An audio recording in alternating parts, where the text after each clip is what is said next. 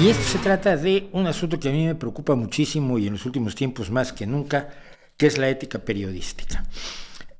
Ha habido dos debates que no he tocado a fondo. Bueno, uno lo toqué en un hilo largo que hice en Twitter sobre este caso, el caso de dos periodistas o una periodista, no sé, aquí esto, sí, las dos son periodistas, dos periodistas que cuando los activistas de climáticos atacaron la maja desnuda y la maja vestida y pintarrajearon allí cosas en el Museo del Prado, con mucho menos talento que Goya, por supuesto.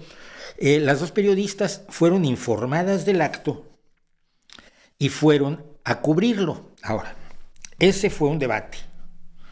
Y entonces, bueno, las periodistas está diciendo, a ver, yo solamente hice mi trabajo como periodista y no se me puede acusar por ello. Y yo estuve en desacuerdo con ella. Voy a explicar por qué.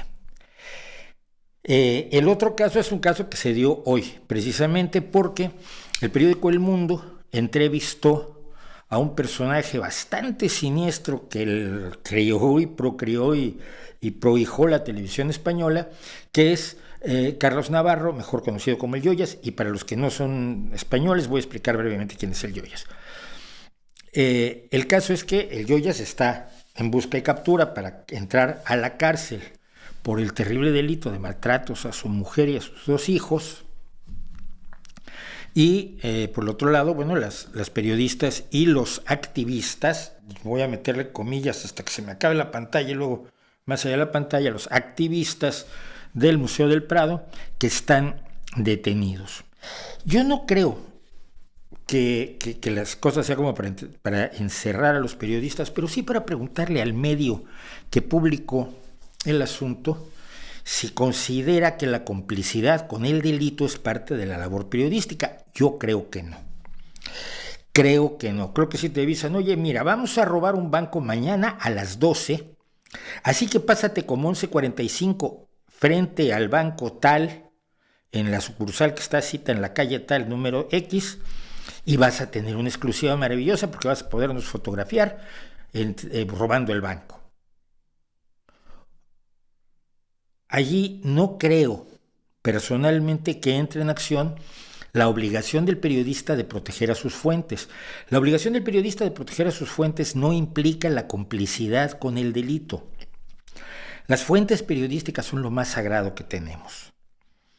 A mí muchas cosas de las que cuento aquí, muchas cosas de las que comento en los videos temáticos de los miércoles, me llegan por gente que me busca, sobre todo en Twitter últimamente, por mensajes directos. Mauricio, no quiero salir yo porque me pueden machacar, pero lo que está pasando en la salud en México es tal y cual cosa, o lo que está ocurriendo con tal otra situación es tal y cual cosa, y me pasan datos, y me pasan información, me pasan documentación, y yo tengo la obligación como periodista de guardar la confidencialidad de mis fuentes, del mismo modo que como periodista tengo la obligación de guardar el off the record. El off the record es cuando alguien te comenta algo, pero no lo puedes publicar. O sea, que te puede servir de gancho para tirar el hilo de una nota periodística, de una noticia, de un asunto importante, pero que no puedes decir, me lo dijo fulano, o este dato me lo dio fulano. Ni siquiera puedes muchas veces dar el dato. Sino si te dicen, off the record, Trump se llevó unos documentos, pregunta, tú no puedes decir, me dijeron que Trump se llevó unos documentos, pero sí puedes ir al FBI y decir, oiga, ¿y ustedes no estarán investigando el hecho de que Trump quizás se haya llevado algunos documentos en las cajas que sacó? En fin, esos son asuntos clave de la ética del periodismo para que el periodismo sea creíble y aceptable. Ya sé que los cínicos van a decir que no hay periodismo creíble, que todo es propaganda, que todo está pagado y que todos los periodistas son unos miserables, pero es gente que es tonta. Y yo hace tiempo decidí que con los tontos no voy a pelear ni voy a discutir. Bueno, si las periodistas sabían que se iba a pintarrajear una pared del Prado y que iban dos personas a pegarse en la maja desnuda y la maja vestida de Goya, si sabían a lo que iban, creo que sí tienen una responsabilidad de haber informado a las autoridades, oye, va a pasar esto, va a cometerse un delito, y allí no entra la confidencialidad de las fuentes, ni entra el off the record. Si no sabían a qué las invitaron un grupo de activistas por el clima, son ingenuas, son profundamente tontas, porque dada la serie de ataques que había habido a Cuadros, si unos activistas por el clima te citan frente a la maja desnuda y la maja vestida de Goya en el Museo del Prado, pues no es para una performance de danza. Sabes que van a atacar de alguna manera los Cuadros para lograr la notoriedad que quieren. Por cierto, quienes me han acusado a mí de decir que de exagerar cuando dije que esto puede escalar, porque las acciones fanáticas tienden a la escalada, el líder en Alemania del grupo de Just Stop Oil, no me acuerdo si es en Alemania, no me acuerdo del nombre además, pero el líder de Just Stop Oil anunció, y lo puse en Twitter, anunció que probablemente tengan que empezar a rajar Cuadros como las feministas de Emily Pankhurst a principios de siglo para lograr que les hagan caso. Conste que luego la gente que dijo, ay, Mauricio exagera, no, ¿cómo va a pasar? Estos muchachos nunca le van a hacer daño a Cuadros, pero dicen que sí porque les importa su causa más que cualquier otra cosa, y en vez de ir a las causas, pues van a lo que les dé notoriedad, porque les mola más la notoriedad que la solución de los problemas. Porque si no estarían estudiando ciencia del clima, ingeniería eléctrica y todas las cosas que se necesitan para física, todas las cosas que se necesitan para tener soluciones viables para el cambio climático. Bueno, en este caso, no creo que sea para encarcelar a las periodistas, que me parece un exceso la victimización que están haciendo ellas mismas, pero sí iría yo como periodista, iría al medio donde publicaron, que no sé cuál es la verdad, y preguntarle al medio, ¿a qué juegas tú cuando estás siendo cómplice porque vas a difundir algo que es ilegal? Hombre, si no te gustan las leyes, tienes que cambiarlas, tienes que hacer política, tienes que legislar, tienes que tener suficientes diputados para cambiar las leyes. Todo eso es necesario. Hay leyes que están muy mal, pero no se resuelven infringiéndolas. Entonces, eso sería lo que les preguntaría a ellos. Pero lo que pasó hoy fue esto. Miren, este señor Carlos Navarro participó en un programa de televisión de Gran Hermano. Gran Hermano tuvo una longevidad absolutamente siniestra en la televisión española, cuando ya prácticamente había desaparecido de todos lados. Pero este fue de los primeros 4 o 5 años del Gran Hermano, y entró este personaje, que es un personaje atrabiliario, violento, que amenazaba a la gente con darle 2 yoyas, es decir, 2 manazos, 2 guantazos, 2 puñetazos, 2 mamporros, y de allí, a partir de ese momento se ganó el apodo del yoyas. Él allí estableció relación con una de las concursantes, se hicieron novios, pero un día creo que fue cuando la amenazó en el propio programa, que lo echaron del programa. Luego fue comentarista, fue con esta notoriedad que la televisión le da a personas que no tienen ninguna característica notable para ser notorios. Carlos Navarro fue tertuliano de programas de televisión, donde daba su profunda opinión, y luego fue concejal de un ayuntamiento, porque la gente lo vota, atrae votos porque es famosillo, es famoso por ser un atrabiliario sujeto violento. Pasan los años, se casa con la novia que conoció en el programa, tienen 2 hijos, y finalmente estalla la cosa cuando ella lo acusa de violencia contra ella y contra los 2 hijos. El tribunal lo condena, se hacen todos los recursos correspondientes a los que tiene derecho cualquier reo, y todas las instancias de todos los tribunales dijeron, tú eres culpable y vas 5 años a la cárcel. Entonces el sujeto ha optado por fugarse. Y se ha conectado con el periódico El Mundo y le ha dicho, quiero darles una entrevista. No estoy seguro, y es bueno no estar seguro en cuestiones de ética. Acuérdense que cuando los filósofos nos dicen, es que la filosofía resuelve problemas éticos, no resuelve ninguno. Da soluciones a problemas éticos, pero son soluciones que no son la solución demostrablemente mejor, sino la que en un momento dado pues mejor cae socialmente, o suena mejor, o parece ser la más adecuada, pero no hay certeza. No es como resolver una ecuación de que se resuelva un problema ético, ¿no? Entonces, creo que es importante tener dudas en cuanto a lo ético. No sé si el periódico debió decir voy a reunirme con este personaje en tal lugar para que la policía le eche el guante y lo obligue a cumplir los 5 años de prisión a los que está condenado. Pero lo que yo he visto en Twitter hoy es que todo el mundo se ha lanzado contra el diario, no por ese detalle que sería quizás el éticamente preocupante, si se debe o no anunciar a la policía que uno va a entrevistar a un sujeto que está en busca y captura. Esto me causó ya problemas cuando el director de proceso, por ejemplo, se reunió con un grupo de narcotraficantes en México. Me molestó muchísimo cuando Julio Scherer fue a reunirse con narcotraficantes y hacerles un reportaje. Hay reportajes que no sé, bueno. Pero ese no ha sido el problema. El problema ha sido que se ha dicho que esta entrevista es una defensa del Yoyas, que están glorificando al personaje, que están glorificando, por lo tanto, la violencia de género, la violencia contra los hijos, que están exaltando a un personaje violento y demás. Y esa acusación me parece, vamos a dejar, perdón, esto, y esa acusación me parece absolutamente inaceptable. Cuando tú entrevistas a alguien y alguien todavía por estos días voy a publicar o acabo de publicar, estoy publicando ya no sé los horarios, me habían preguntado sobre la entrevista a los poderosos. Cuando entrevistas a un poderoso, ¿cómo tienes que actuar? Porque es muy fácil cuando estás frente a un personaje de talla internacional, de relevancia mundial, un presidente, un líder político, un general, un Mandela, un Trump incluso, ¿por qué no? Un Putin, un presidente de una república, de un país.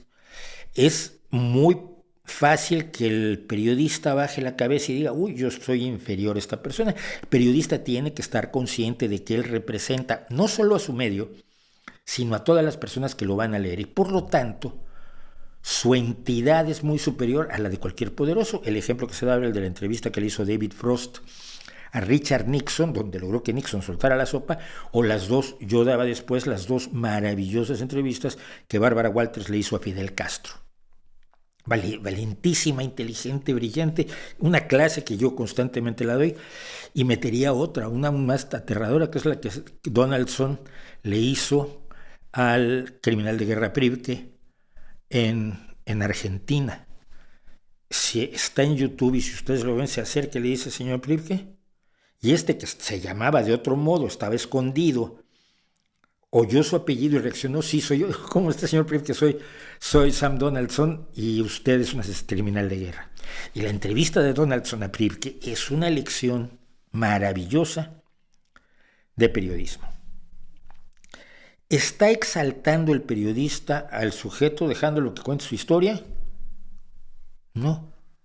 No es función del periodista ni condenarlo, ni no condenarlo. Para eso tenemos tribunales y tenemos otras cosas. Hay mucha gente que considera que el periódico debe ser una especie de tribunal público. Yo no lo creo. Yo creo que puede ser una acusación pública, pero no un tribunal. Si tú tienes esta oportunidad, debes aprovecharla, debes usarla, debes hacer la entrevista o no. Independientemente que llames o no a las autoridades. ¿Estás exaltando a una persona cuando la entrevistas? Yo veo muchas entrevistas con delincuentes porque me interesa mucho la mentalidad, sobre todo de los asesinos, ¿no? Y últimamente he estado viendo entrevistas en el Corredor de la Muerte en Estados Unidos, precisamente en la cárcel de Indiana, donde se llevan a cabo las ejecuciones, de grandes entrevistadores, de periodistas, documentalistas, hablando con los condenados a muerte, que hablan de delitos verdaderamente, de asesinatos aterradores, un tipo que asesina a una mujer y a su hijo de pocos años de edad, o a su hija de pocos años de edad, o sea, son cosas que verdaderamente son escalofriantes. Al entrevistarlos, ¿informas o estás exaltándolos? Yo no creo que los estés exaltando, y no creo que en este caso, que yo leí la entrevista completa al Yoyas, esta que está aquí, y que desafortunadamente no está el nombre del entrevistador aquí, mira. Porque además fue un fotógrafo, la fotografía es también de ahora, todo el crédito al mundo, por supuesto. No creo que se le esté exaltando, no creo que sea culpa del periódico el presentar el punto de vista de este personaje, que si conoces su historia, sabes que es despreciable y que si se está haciendo la víctima, nadie en sus 5 sentidos lo va a tomar como una víctima cuando ha victimizado a gente a su alrededor, cuando ha sido un sujeto tradicionalmente violento y ha victimizado a su mujer y a sus 2 hijos. Informar no debe nunca estar teñido por la intencionalidad o atribuir la intencionalidad al periodista cuando no es claro que no la hay. Evidentemente, el periodista de un partido para la revista del partido entrevista al secretario general del partido no va a ser una entrevista confrontacional, se entiende, pero se entiende también a qué público va dirigida. Pero cuando trabajas para el público en general, toda entrevista que sea reveladora, que tenga las características de noticia, que muchas veces hemos tratado de comentar aquí, que la gente no entiende lo que es una noticia y por qué está en primera plana una cosa y no está otra, si tú tienes eso en tus manos y es del interés público y es noticioso y es noticiable y lo haces con seriedad, quizás pudo ser más agudo el entrevistador, es el único pero que yo le pondría. Hacerlo no tiene por qué ponerte a ti en la picota ni que te rodeen las huestes de la cancelación diciendo, ay, es que qué asco que el periódico y que el periodista hayan entrevistado a este tipo. Este tipo, aún condenado a la cárcel, tiene derecho a contar su historia. Y su historia es interesante para el mismo público que lo tuvo de tertuliano, para el mismo público que lo nombró concejal, para el mismo público que ha seguido su historia durante tantos y tantos años. Una historia lamentable de alguien que no tenía por qué estar en el ojo público, pero lo está. Creo que las bases esenciales de la ética periodística las estamos perdiendo. Lo veo y lo comento todos los días en Twitter y a veces soy muy pesado con público, con el diario. Luego me dicen, ¿por qué te metes solo con los medios de izquierda? Hombre, porque meterse con las razones como ya está en el suelo, está vencido, es un despojo periodístico, todo el mundo sabe que huele mal y es despreciable. Patearlo no tiene mucho sentido. A veces, fíjate, o a veces al Mundo, que es un periódico de derecha, o al Español, pero a los periódicos de ultraderecha, OK Diario, ¿por qué nunca te metes con OK Diario? Pues es que no tiene sentido, si son las heces del periodismo, son lo que sacas desde hasta abajo del contenedor de basura, la rata muerta que lleva ahí 20 días, pues no tiene sentido que les hagas mucho análisis, pero a los que se presentan como adalides del pueblo, como el Público o el Diario, claro que hay que criticarlos, es mucho más urgente, o El País o El Mundo.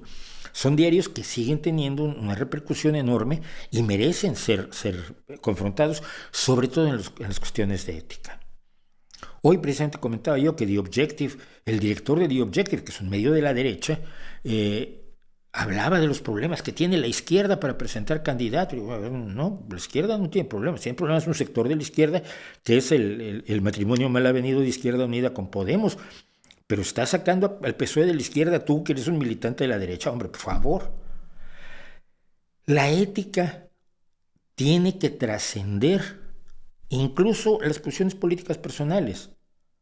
Yo no puedo inventarle mentiras a Feijóo porque me cae mal, o a un priista, a un panista, o al propio López Obrador porque me cae mal, inventarle mentiras o sesgar la información me quita el derecho de llamarme periodista.